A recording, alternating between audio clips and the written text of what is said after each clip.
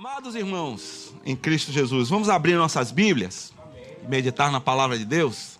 João, capítulo 6. Evangelho de João, capítulo 6. Vamos ler do versículo 1 até o 15. Jesus é o pão da vida. Eu pensei até em ministrar esse capítulo todo, não de uma vez, mas a gente dividia em parte. Então, João 6, o versículo 1 até o 15. Nós vamos ler esse texto, essa passagem.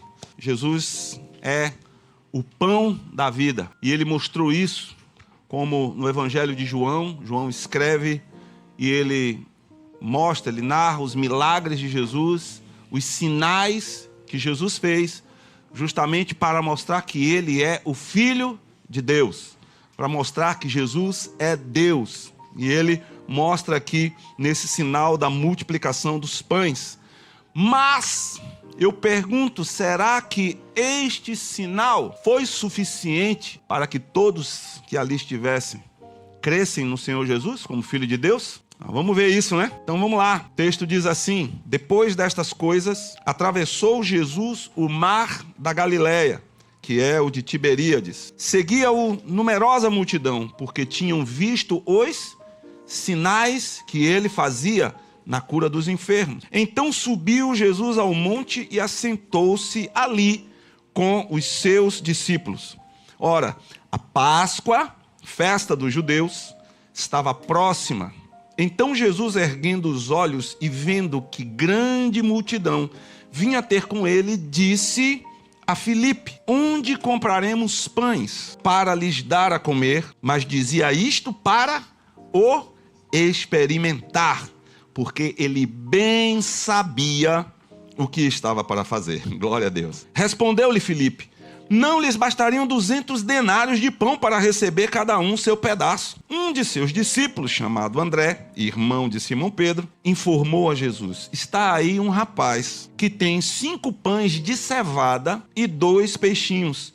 Mas isto que é para tanta gente? Disse Jesus: fazei o povo assentar-se, pois havia naquele lugar muita relva. Assentaram-se, pois, os homens em número de quase 5.000.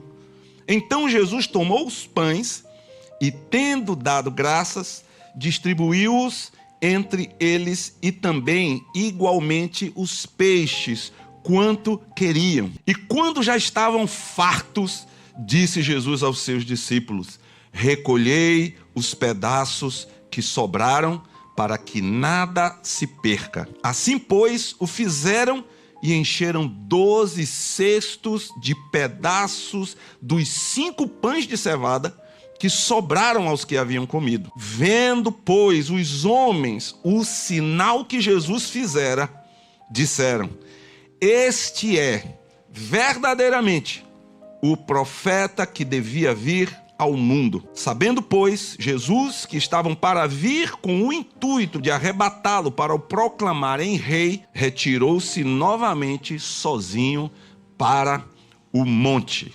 Amém? Louvado seja o nome do Senhor. Amados, uma primeira coisa que nós podemos destacar aqui nessa passagem é que Jesus tinha naquele local ali 2 tipos de seguidores. Jesus tinha a multidão, que diz o texto aqui que estava seguindo a ele por causa dos sinais que eles viam na cura dos enfermos. Nós vemos ali uma multidão que estava seguindo por causa dos sinais, por causa da cura. Mas nós temos também um outro tipo, que são os discípulos. Os discípulos de Jesus, que estavam ali com ele, não por conta dos sinais, mas porque criam que ele era o Messias, criam que ele era o Filho de Deus. Eles já tinham visto o sinal que Jesus havia feito no casamento em Caná da Galileia, aquele sinal de transformar água em vinho. Então, nós percebemos aqui que muita gente pode seguir a Jesus, mas com várias motivações, mas com motivações diferentes. E a gente entende uma coisa aqui, que seguir a Jesus por causa de sinais, de cura, de milagre, de alguma coisa sobrenatural, isso pode ser um ponto de partida para se transformar numa verdadeira fé. Mas também pode não chegar nesse ponto. Pode chegar, inclusive, a se tornar motivo de incredulidade. E isso aconteceu algumas vezes aqui. Na palavra nós vemos isso. Só que aqui o sinal da interpretação foi interpretado, o sinal da multiplicação foi interpretado de uma forma errada, de uma forma errônea, por aquelas pessoas que estavam ali, por aqueles galileus que estavam seguindo Jesus, e o resultado disso foi incredulidade. Infelizmente, o resultado foi incredulidade. Outro ponto interessante que Jesus vai e se assenta com os seus discípulos. Ele estava ali, subiu ao monte, se assentou junto com os seus discípulos estavam vindo de uma outra empreitada, e eles sentam ali para, quem sabe, dar uma descansadinha, quem sabe bater um papo, conversar. E o texto diz que a Páscoa, a festa dos judeus, estava próxima. Por que João coloca esse texto falando no texto que a Páscoa estava próxima? Existe ali um objetivo quando João sinaliza isso. Porque na Páscoa, principalmente para aquele povo que estava debaixo do jugo do Império Romano, celebrar a Páscoa não era somente uma festa, não era somente uma celebração, algo bonitinho que eles estavam fazendo ali, mas a Páscoa tinha um significado para eles. A Páscoa foi uma festa que foi uma instituição divina para que, e logo depois daquela festa, aconteceria o quê? A libertação do povo de Israel lá do Egito. Foi onde foi instituída. Então, todas as vezes que os discípulos, ou melhor dizendo, que os judeus se reuniam para celebrar a Páscoa, principalmente naquele tempo, aqui naquele período ali em que eles estavam sendo oprimidos pelos romanos, eles pensavam em o dia que o Senhor iria libertar eles daquele povo, iria libertar eles daquele jugo. Então eles sempre pensavam no êxodo, só que dessa vez eles não iam fugir, quem ia fugir eram os romanos. E eles estavam ali pensando naquela libertação. Não era uma refeição simplesmente, não era apenas um sentar e comer com as pessoas e fazer uma festa, mas ali eles preparavam aquela refeição justamente para, vamos dizer assim, lembrar, para rememorar a libertação que Deus havia operado na vida daquele povo quando eles estavam no Egito. Só que dessa vez eles não estavam para preparar uma refeição, mas quem estava preparando a refeição para eles era o Senhor Jesus. Amém? É assim que o Senhor faz. E mais à frente Jesus vai dizer, olha, quem não comer a minha carne, ou melhor dizendo, quem comer a minha carne e beber o meu sangue, tem a vida eterna. Ele vai dizer nesse mesmo contexto, porque Jesus é o verdadeiro Cordeiro Pascal. É o Cordeiro que foi morto para a libertação daquele povo, de todo aquele que crê. Amém, igreja? Louvado seja Deus.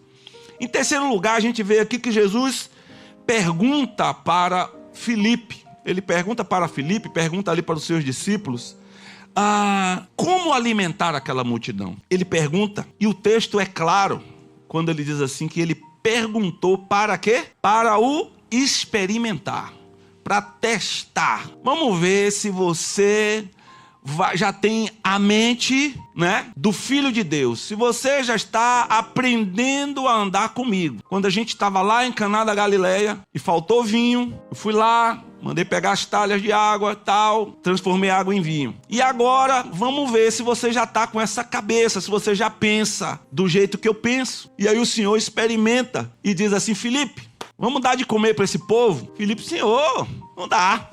Está faltando recurso, nem 200 denários aqui. Um denário equivalia a um dia de trabalhador, uma diária. Nem 200 denários aqui daria para alimentar essa multidão, para que cada um recebesse o seu pedaço de pão. Não tem recurso. Filipe fala daquilo que não tinha. Já André, irmão de Pedro, ele diz, olha, tem um jovem, tem um rapaz que tem 5 pães de cevada e tem 2 peixinhos. André, mas isso aí não dá para ninguém. Um diz o que não tem, o outro diz o que tem, mas diz que o que tem não dá para ninguém. Os dois, nenhum dos dois sabia o que Jesus ia fazer. Nenhum dos dois sabia que Jesus iria fazer um milagre. Mais interessante é que todos os dois deram opinião. Pelo menos eles falaram, amém? Foram lá e disseram assim, não dá não, a quantidade de dinheiro aqui não dá para isso. E o outro diz, olha, aí tem pão, mas essa quantidade também não dá para alimentar esse povo. Cada um tentou fazer ali a sua contribuição. Agora, uma coisa interessante nessa passagem é que Jesus era intencional naquilo que ele ia fazer. Ele não fazia as coisas por acaso. Amém? Ele não fazia porque assim, deu um acidente aí, não, vamos fazer isso aqui. Não, ele era intencional. O texto diz que ele sabia o que ele iria fazer. Glória a Deus. Louvado seja o nome do Senhor. Os sinais que Jesus operava, eles tinham um efeito diferente nos seus discípulos. Eles faziam com que os seus discípulos crescem nele. E crescem cada vez mais, porque a fé, ela cresce, amém? A fé cresce ou não cresce? Não é? Eu não cresço mais para cima, cresço para os lados, mas continuo crescendo. Mas a fé cresce. E aí os sinais que Jesus fazia com que aquele povo, que aqueles discípulos crescem mais. Mas com a multidão era diferente.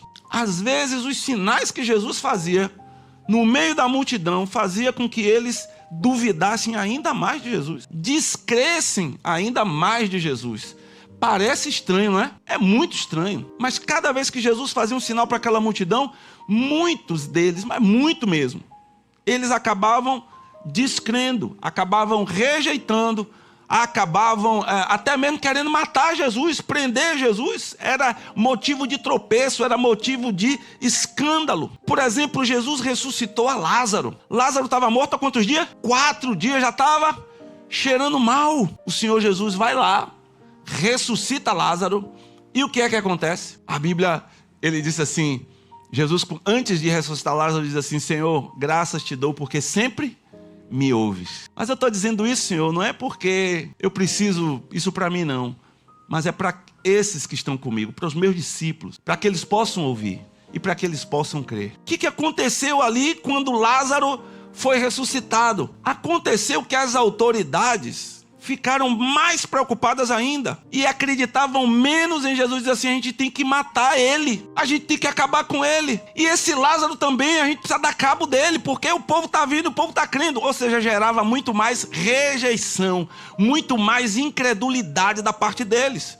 Quando Jesus curou aquele cego de nascença, que ele pega, cospe no chão, faz o lodo, aquela porcaria santa, e bota no olho daquele homem, diz: vai e te lava. Ele vai, se lava, ele volta vendo. E o que acontece? As autoridades dizem assim: o que foi que aconteceu com você?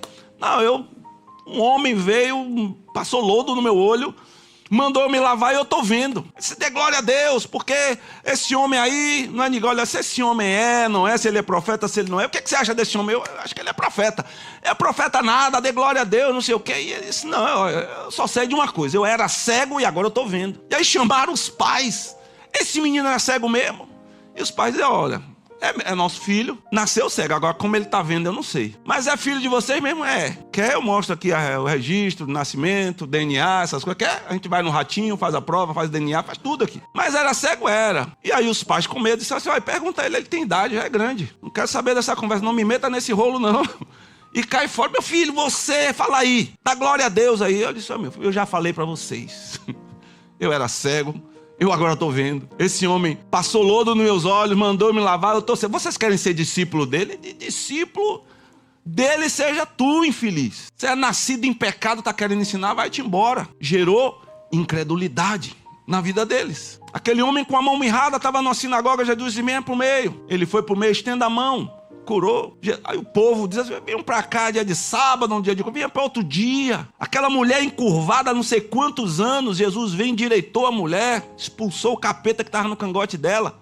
A mulher ficou liberta, ficou normal novamente. E ele dizendo: não, venha para cá, dia de sábado. Gerando incredulidade. Jesus fazia um milagre, mas naquelas pessoas que verdadeiramente tinham o coração quebrantado diante do Senhor, se tornava em fé. Mas em muitos se tornava em incredulidade. Até mesmo Paulo e Barnabé, quando estiveram em Listra, viram um homem, Paulo viu um homem assim, disse assim, olhou assim, disse: esse cara tem fé para ser curado. Chegou lá, tocou na mão: levanta aí. O cara levantou. Foi o que o povo fez? Foi lá sacrificar. Os deuses desceram entre nós, foram sacrificar touros. Paulo disse: que é isso? Não faz isso não, vocês estão doidos, não é isso não. A gente está pregando aqui ao Cristo vivo, esses são ídolos mortos. O povo pegou, se virou contra Paulo, quis matar. Deu-lhe pedrada em Paulo, arrebentou com a vida de Paulo. Muitas vezes um milagre, ele pode sim suscitar fé, mas muitas vezes gera incredulidade, gera rejeição. Então não pense que milagre somente vai fazer a obra na vida das pessoas. Nós às vezes achamos que o milagre é quem vai salvar, que o milagre é que vai transformar. Nem sempre, irmãos. Tem crente que até se desvia do caminho do Senhor por causa de milagre. Você sabia disso? Parece estranho, mas é. Ele vê o Senhor fazer um milagre na vida de um, vê o Senhor fazer um milagre na vida do outro. No dia que ele cai doente, o Senhor não faz um milagre na vida dele, ele se chateia e se desvia. Que Deus é esse? Tá vendo que Deus não é Deus? Se fosse Deus, eu estava bem. Ele cura todo mundo, mas não cura a mim.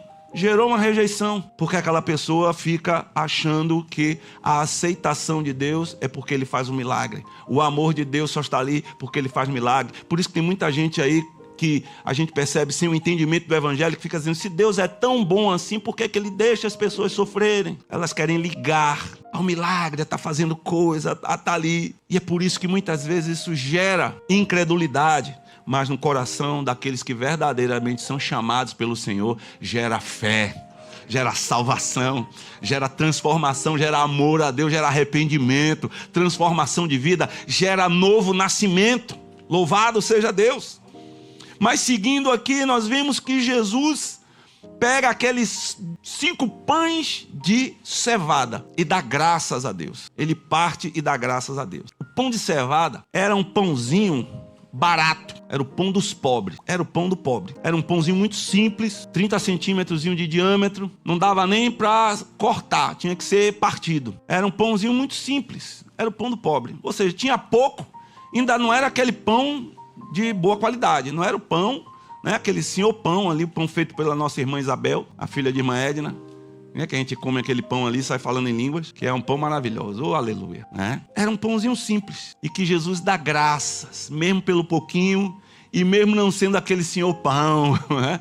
Aquele pão maravilhoso, ele era partido, poucos pães, na quantidade e também na qualidade. Eu fico vendo essas coisas e digo, isso só aumenta o milagre, porque o Senhor encheu o bucho daquela multidão toda com um pãozinho barato, com um tiquinho de pão. Uma vez um pregador disse que parece que Jesus, quando cortava assim, o pão virava chiclete, virava borracha, ia esticando, e ele ia partindo, e o pão ia esticando, e o povo comeu. E tem aí uns lero-lero, fica dizendo, não, o milagre na realidade não foi esse, foi que quando aquele menino entregou o pão, todo mundo chegou, ficou constrangido e começou a tirar o pão que estava no bolso, que estava na sacola.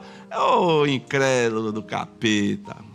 Com suas conversas pro quinto da labraia, né? Em nome de Jesus, milagre poderoso do Senhor. É por isso que eu digo, o milagre gera incredulidade no coração de um, mas gera fé no coração do outro. Eu espero que esteja gerando fé no seu, irmão.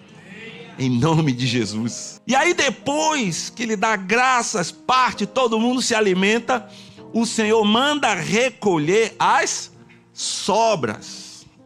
Isso é importante. Recolher as sobras.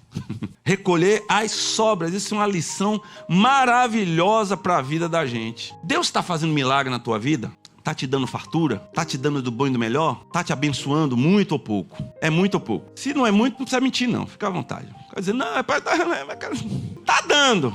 É apertado, né? Chega no fim do mês, assim, a gente fica naquela. Aí quando chega assim, aí vem, cai o negócio. Ai, beleza. Amados, isso aqui é uma lição muito grande para todos nós. Tem tempo que Deus dá muito pra gente, né? Tem dia que você tá ali achando que não vai pingar nada. Aí daqui a pouco, pum, vem aquela grana. Você ainda mais que é autônomo, aquele negócio todo que não tem aquele salário certo e tal, né? E até quem tem salário certo, quando chega em certas datas, assim, aí tem um negócio de PIS. Ainda tem PIS ou já, assim, decretaram? Não teve nenhum decreto, não, né? Pra tomar, não. Ainda rola um negócio de um PIS, né? Tem um negócio de um FGTS, que a gente pode sacar no aniversário, que agora parece que estão querendo tirar esse negócio também, né? Hein? Um APL, né?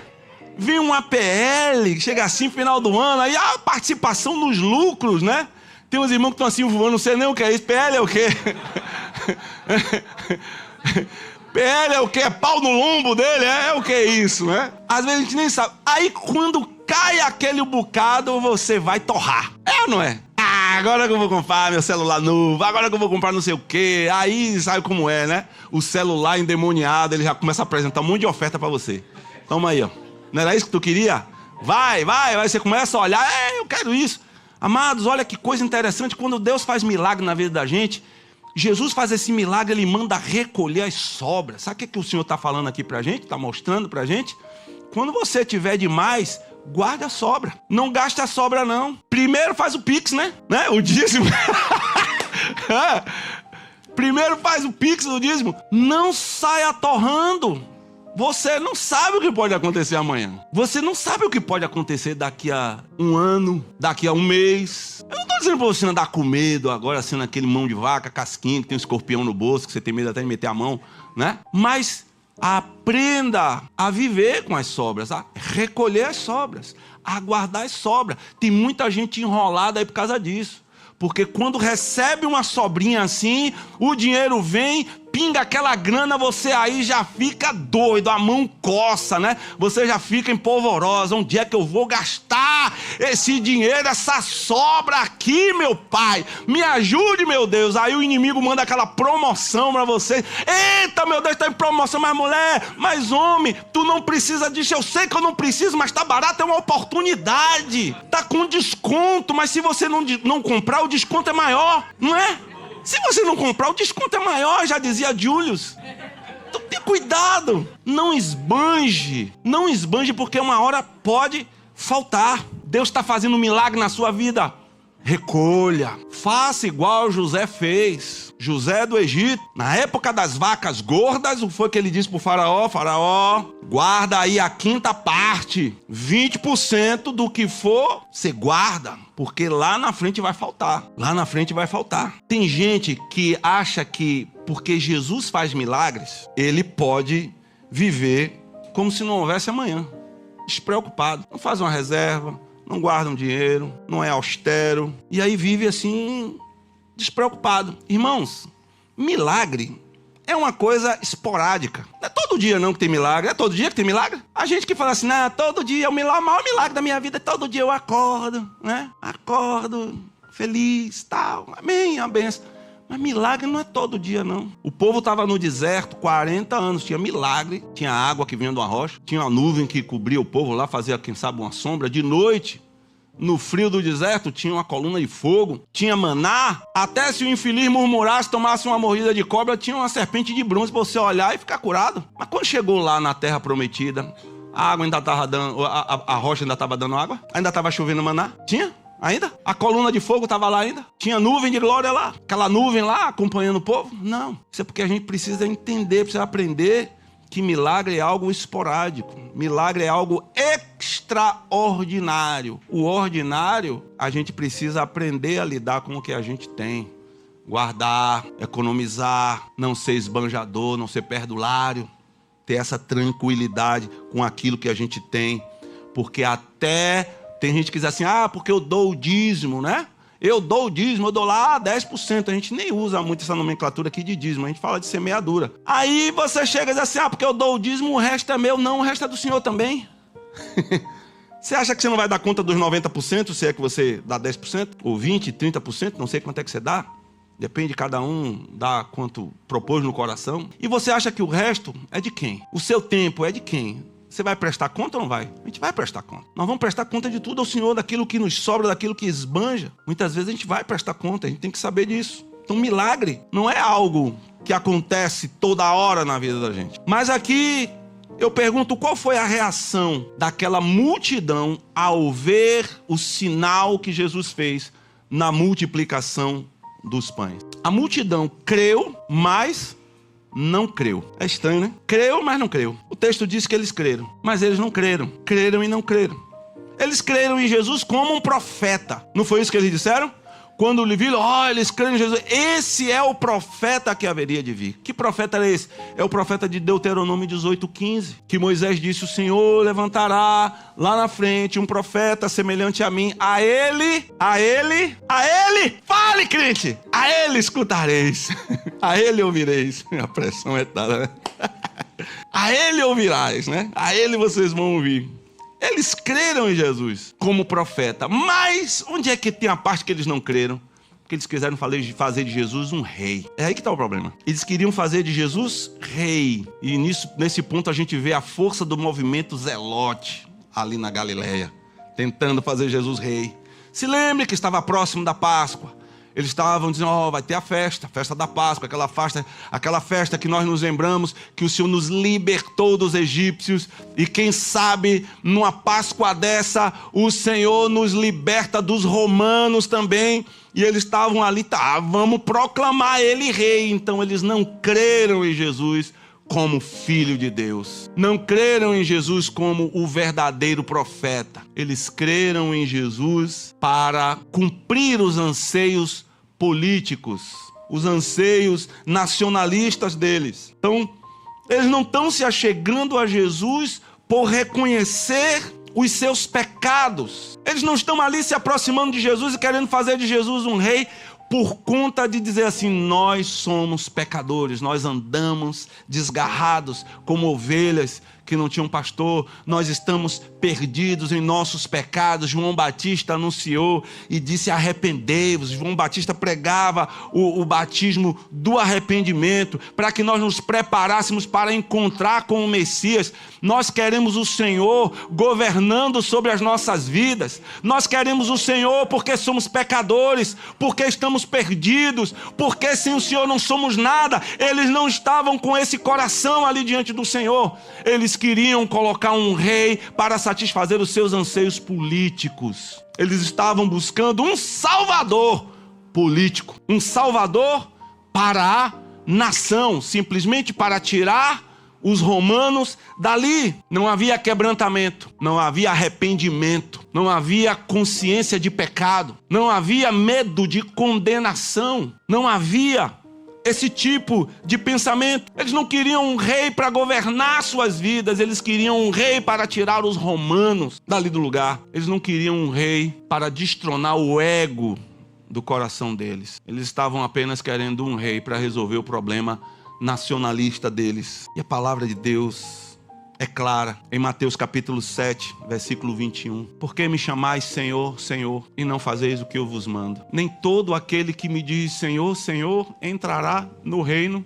dos céus. Nem todo aquele que me chama de rei, nem todo aquele que me chama de mestre, nem todo aquele que me chama de Deus entrará no reino dos céus. Mas aqueles que fazem a minha vontade, a vontade do Pai que está nos céus. Não adianta reconhecer Jesus como mestre. Nicodemos reconheceu Jesus como mestre. Senhor, sabemos que tu és mestre vindo de Deus, porque ninguém faz os sinais que tu fazes se Deus não for com ele. Jesus disse a Nicodemos, em verdade vos digo que quem não nascer de novo não pode ver o reino de Deus. Quem não nascer da água e do Espírito não pode entrar no reino de Deus. Você é mestre em Israel, mas você não está entendendo o que eu estou te falando. Não basta reconhecer que Jesus é isso ou é aquilo. Não basta reconhecer dessa forma. Não basta querer dizer, Jesus é o maior, Jesus é isso, Jesus é aquilo, Jesus é o Senhor, Jesus é o mestre. Se com o comportamento, se com a vida, nem o comportamento, mas se você não nascer de novo, não for gerado de novo lá dentro de você, seu comportamento pode até mudar, mas vai ser um comportamento meramente religioso, porque as religiões conseguem moldar a vida de muita gente, conseguem, mas a religião não consegue gerar uma nova criatura. Só Jesus Cristo, só o Senhor Jesus pode gerar alguém novo, pode gerar uma pessoa nova. E é esse um dos grandes problemas que temos enfrentado nesses dias. Igrejas cheias de pessoas que reconhecem Jesus como mestre, como grande profeta, como rei, mas que não nasceram de novo. Elas creem, elas acreditam, elas querem colocar Jesus como rei. Ele é o bom, ele é o que faz pão. É o padeiro. Se ele pegou, imagine, 5 pães de cevada, se a gente rolar um pão daquele bom, eita, já pensou? O que é que ele não vai fazer? Espia essa tentação de Satanás, inclusive.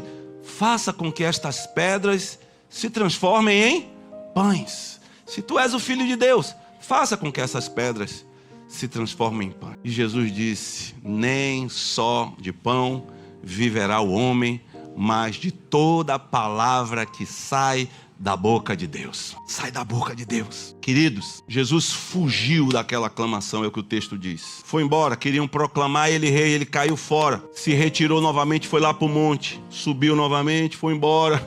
Foi se isolar novamente ali. E a gente vê um milagre com um desfecho para aquela multidão negativo, mas positivo para os seus discípulos. Milagre tem um efeito bom no coração daquele que verdadeiramente vai ser um discípulo de Jesus. Amém? Daquele que vai se tornar um discípulo, ou daquele que já é um discípulo. A gente vai ver o milagre sendo bênção. Jesus, naquele momento ali, deu para eles muito mais do que pão para matar a fome. Ele deu a sua própria vida. Ele estava mostrando ali de todas as formas. Olha, Moisés, a gente vai ver lá na frente. Moisés foi aquele, não foi quem deu o pão do céu para vocês. Quem deu o pão do céu para vocês foi o meu Pai. E ele diz, eu sou o pão vivo que desceu do céu. Eu sou o pão vivo que desceu do céu. Muito mais do que pão. Jesus estava dando a revelação de que ele era o Filho de Deus. E lá na frente a gente vai ver que ele diz assim, que ninguém vem a mim se o Pai não tiver me dado. Estranho, né? Ninguém vem a mim se o Pai não tiver dado. Queridos, para a gente seguir a Jesus verdadeiramente com quem ele é, a gente vai precisar nascer de novo, da água e do Espírito. E esse novo nascimento não é produzido pelo homem. Não é produzido pelo homem. O homem não pode produzir novo nascimento. Você não pode gerar uma pessoa nova. Você não pode. Você pode fazer pregar para ela. Você prega o evangelho. E quem vai gerar isso é o Espírito Santo de Deus, com a palavra. O que nós podemos e devemos fazer é orar, pregar o evangelho, dar um testemunho de verdadeiros cristãos e viver o evangelho de Cristo. E precisamos rever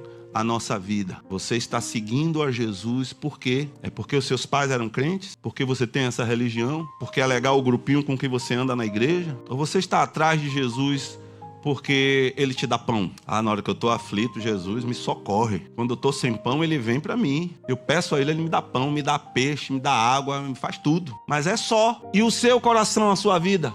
Foi transformada? Foi mudada?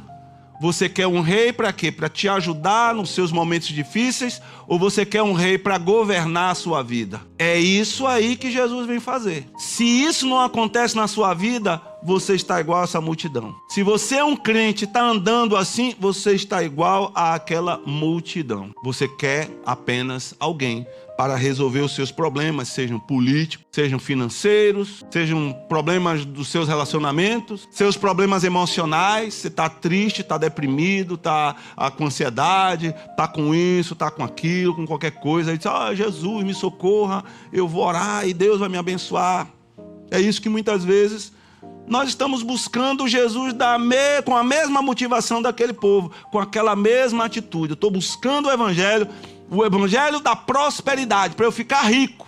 Eu estou buscando o evangelho da hipergraça, que eu posso pecar à vontade e Deus continua me amando. Não importa o que eu faça, Deus vai continuar me amando como eu sou. Eu não preciso de transformação, porque como eu sou, Deus me aceita. E eu vou continuar assim, porque Deus me ama. Esse é o evangelho da hipergraça. Não tem futuro. Ou o evangelho social. Não, eu tenho que socorrer as pessoas. A verdadeira igreja é aquela igreja que tem que dar tudo para todo mundo, tem que abençoar todo mundo, tem que servir todo mundo, tem que dar dinheiro a todo mundo, tem que resolver os problemas financeiros de todo mundo. Isso é que é a verdadeira igreja.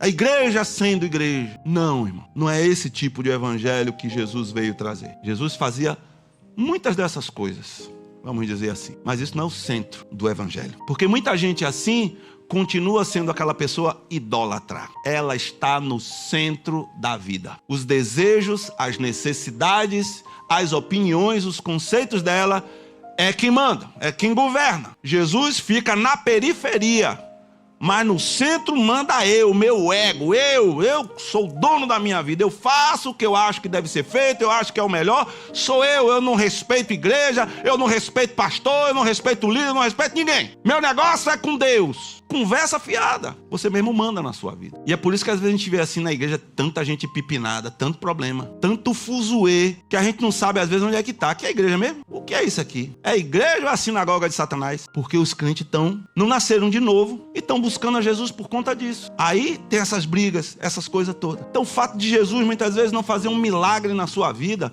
não te dar o que você pediu, meu amado, ou abençoou a vida de uma pessoa, fez um milagre na vida de uma pessoa, não o obriga a fazer na sua. Não o obriga a fazer na vida de todo mundo. Se você pensa assim, você acaba descrendo dele. Então não foque nos milagres de Jesus. Foque na pessoa de Jesus. Se aproxime dele. Se arrependa dos seus pecados. Se arrependa dessa motivação que você tem para seguir a Cristo. E siga Jesus pelo que ele é. e não pelo que Ele te dá, não pelo que Ele faz. Ele é o nosso verdadeiro pão da vida e Ele se dispôs a fazer uma refeição para aquele povo, e eu creio que Ele está disposto a fazer essa mesma refeição para a gente, para que a gente se alimente dEle e viva por Ele, para a glória do nome do Pai. Vamos nos colocar de pé e vamos orar em nome de Jesus. Aleluia.